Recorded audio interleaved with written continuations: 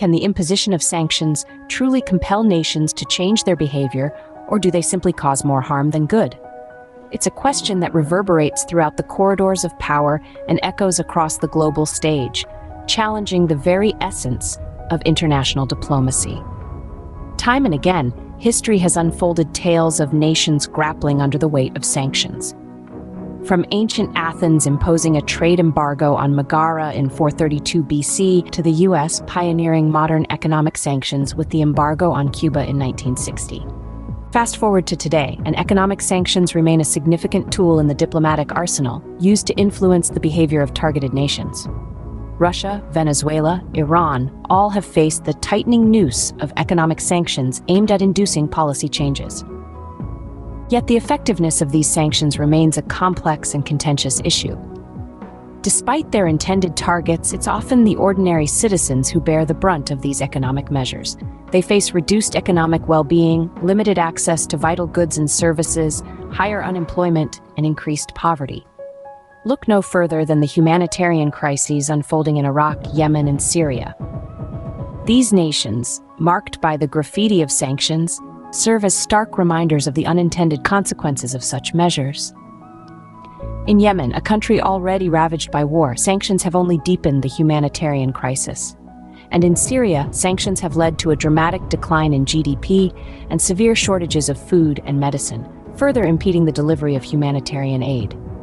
And yet, despite the mounting evidence of the devastating effects of sanctions, their use continues unabated. Proponents argue they offer a non-military means to compel change, while critics contend they primarily harm civilians and can even lead to economic instability or authoritarianism. It's often argued that the Western nations, particularly the United States, have displayed inconsistency in their approach to international law and human rights by supporting Israel despite its disregard for numerous United Nations resolutions, condemning actions such as the oppression of Palestinians, instances of massacre and genocide, and the illegal occupation of Palestinian territories.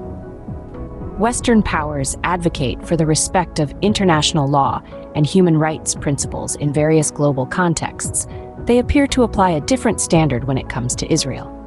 Despite Israel's violations being documented and condemned by the international community through UN resolutions, the consistent support from certain Western nations, both diplomatically and militarily, has led to accusations of hypocrisy. This double standard is often attributed to strategic, geopolitical, and economic interests in the Middle East region.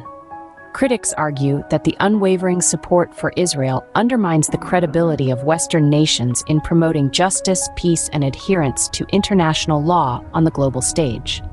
Furthermore, failure to hold Israel accountable for its actions is seen as perpetuating a cycle of impunity, emboldening further violations, and hindering efforts towards a peaceful resolution of the Israeli-Palestinian conflict.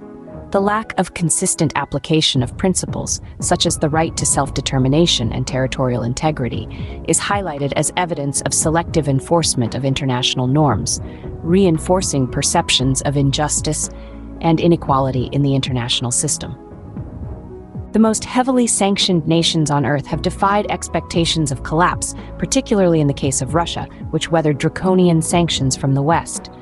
Additionally, countries like Iran, Syria, Iraq, Zimbabwe, Venezuela, Mali, Burkina Faso, Niger, Uganda, and Cuba continue to stand resilient, often thriving despite the pressure. Contrastingly, it's the European Union, known for its extensive use of sanctions, that finds itself in economic turmoil and societal disarray. Even the United States, renowned for championing sanctions, faces challenges with soaring debt, a growing deficit, and internal societal decay, especially when compared to the relative stability of nations like Russia, China, Uganda, and Zimbabwe. Consider France. Is it truly better off than countries like Mali, Burkina Faso, and Niger, which it has heavily sanctioned through ECOWAS? Interestingly, sanctions have inadvertently spurred innovation and self-reliance in the sanctioned countries, leading them to bypass restrictions, enhance self-sufficiency, and forge stronger alliances. Concurrently, sanctions are counterbalancing and nullifying Western weaponized aid efforts aimed at gaining access to resources and exerting control over developing nations, particularly African countries. Meanwhile, the leadership in sanctioning countries appears inept, driving their own societies downward. European leaders, for instance, deprive their citizens of affordable energy from neighboring Russia, hindering economic competitiveness and driving major corporations to seek opportunities abroad in the US and China. The United States, leveraging its authority, has mastered the art of implementing sanctions, wielding its power to limit targeted nations, access to the American financial system, and the use of the US dollar in global trade. This approach is justified under the guise of national security, democracy promotion, and the fight against terrorism. However, this reliance on the US dollar as the primary global reserve currency has unintended consequences.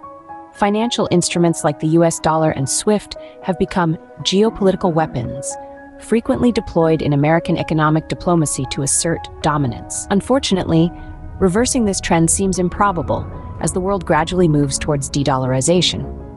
Many countries seek alternatives to the US dollar to evade Western sanctions. As rival powers challenge the dominance of the US, it becomes evident that the US primarily serves its own interests by weaponizing its currency to maintain control over the global economy. The coercive use of financial tools by Western powers continues to escalate rather than diminish. But the genie is out of the bottle, and it is not going back. So, we find ourselves circling back to the original question. Do sanctions truly serve their intended purpose, or do they simply cause more harm than good? It's a question that demands reflection, introspection, and above all, a commitment to finding better ways of navigating the complex landscape of international relations.